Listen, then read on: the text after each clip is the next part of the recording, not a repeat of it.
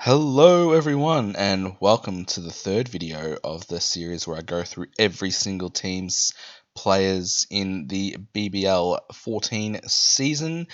Today we're going to be doing the Adelaide Strikers. Now, at time of recording, it has just been day one of the unofficial tests between India A and Australia A, and there's a couple of bowlers that featured in that game, so we'll discuss those when we get to it. So, without any further ado, let's get to the keepers. Actually, before we get to the keepers, we have to look at the fixture. Alright, so they've got a single game against Sydney Thunder in round one. Then they've got a double, single, then another double. So that's that's 6 games in 4 rounds. And then they've got another single, then they've got a bye. So we can trade out our Adelaide Strikers before the bye. Alright, now let's get stuck into the keepers. Not really much to discuss here because we've got Alex Carey, 167.5k. Played the one game last season. He's unavailable due to test duties, so we can't pick him. And next we've got Harry Nielsen. Hey, he's rookie priced again. He's rookie priced every year because he keeps, and I don't think he really takes many dismissals or stumpings or anything like that. And he bats at 7 or even 8 at times. So, yeah, he's a no for me. Alright. Now, on to the bat-only options. We've got Chris Lynn at the top of the order, or at the top price, at 197.9k, average of 67 from 7 games. He's the highest priced bat-only in the game. So, yeah, he's pretty expensive. He's someone that I would consider for round 2 just because, he's 197k for a reason. He can actually score. But do I want to pay that much for a bat only, even on the double? Maybe not. I could, but yeah, it's likely a pass from me. Ollie Pope, the Englishman, 152k, didn't play last year. And does he make it for round 2? Because they have tests to play against New Zealand. Do I want to pay 152 for a bat only? Possibly not. Okay. Next, we've got Darcy Short, who's not the same value as he was last year. Last year he was 60k or something like that. So most of us started him, I believe. He played nearly every game. 38.7 average. Not the same price value as last year, so probably won't go there. You probably won't bowl, so he's a pass for me. Jake Weatherald at 114k. He had he wasn't getting a game due to bad form, and then he did all right towards the end of the last year when he was batting. I think he was batting 5, and but does he get into their best 11 side? Not sure. Even if he does, it's probably a pass for me. Alex Ross, came across from the Sydney Thunder, I believe. C. Weatherald, probably a pass. And Thomas Kelly, he'll bat. I think he bats 6, 7 or so.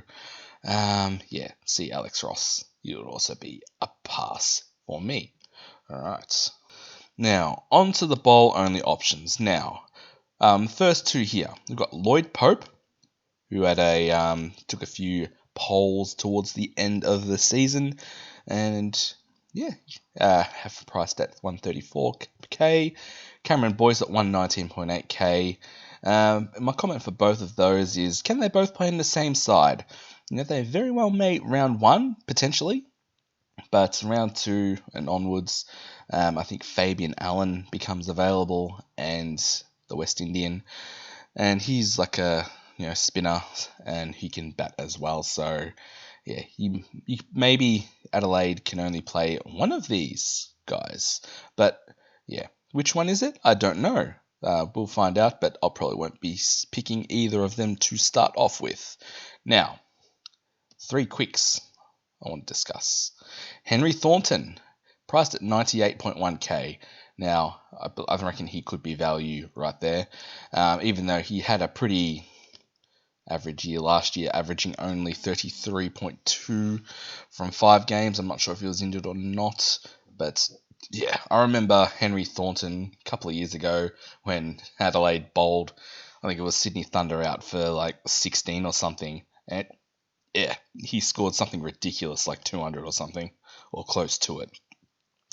Yeah, I reckon he'll open the bowling. He'll probably get the death overs because remember, they don't have Wes Agar anymore. He's gone to the Sydney Thunder.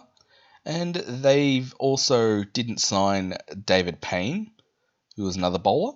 Quick.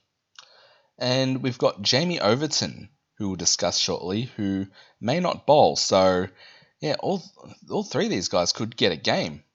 So, yeah, they're ones that are definitely on my radar. Yeah, but Henry Thornton could be the best of the bunch, I reckon. We've got Brendan Doggett. Now, before I started recording this video, I had him like, does he get a game? Oh, yeah, I'm not sure. 71k, average of 6 from one game last year. But he could get a bit more of a run this year. He's taken 6 wickets against India A, so yeah, he's in pretty good form. Yes, and he's one that we could consider at the 71k price tag. Speaking of price tag, Jordan Buckingham. He's come across from the Brisbane Heat. He's a bargain basement price rookie. He took 2 wickets against the Indian A side, so he could be one that makes us cash on the bench. And we're going to need it if we're going to choose one of the guys on the next page. All right, so let's get into it right now. Matt Short, 304.2k, bat bowler. Averaged 103. And about 80 of that average is just from his batting alone. So, yeah, I reckon he's the best bat in the game. Yeah, most expensive player, and for good reason. Opens the batting, scores runs regularly. He bowls as well. Now, with Fabian Allen coming in, does that affect his bowling? Does he get as many overs? I think he still does get overs, but yeah, he's batting, yeah. And also, as well as batting and bowling, he also fields in the hot spot, so he can take some catches as well. He's a lock for me, 304.2k. If you don't start him, like you're going to have to trade like a Maxwell or something to get him in, because, yeah, or you better have like, I don't know, like 100k saved up in the bank or something, because, yeah. Like, even if he does have a low score, I don't think he's going to drop in price that much, and he's a must-have for the doubles here. All right, it's going to be a scary non-own, and he'd be your captain as well. All right, so yeah, my recommendation, get in Matt Short. All right, so next we've got Jamie Overton, who's 207.7k. Now, he was one of my best picks last year. I think he was like a 1 at 25k player. He stayed in my side the whole year and averaged a nice 70.3. So obviously we're paying up for him this year. He'll bat at 6 or 7, but will he bowl? He's had some back issues. So, he's one that I will monitor. I do believe England, I'm pretty sure he's been picked for the England West Indies white ball tour, and yeah, we'll monitor him, see if he bowls or not. All right, so next we've got Travis Head, 130k. For some reason, the app didn't give me his average, but I think I brought him in last year when he was available from after the tests, and I'm pretty sure he did pretty crap for me. So yeah, we can't pick him because he'll be in the test side. Fabian Allen, 117.5k. Hasn't played in the BBL, but yeah, he's a lower order hitter from the West Indies. Left arm spinner. Will he be available round 2? If he is, he's one I will definitely be looking to bring in at 117k. He can score points with the bat, score points with the ball. Yeah, and that's what we want. So yeah, definitely one I'll be monitoring.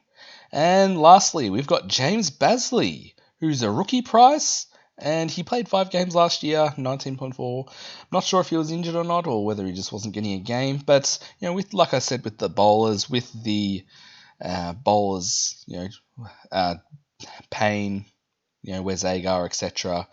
Jamie Overton possibly not bowling. Could that open the door for James Bazley? He can bat. he's definitely one I'll be watching. Obviously we're gonna have to see round one, 45 minutes or half hour, whatever it is, before the game, and see if he's actually picked.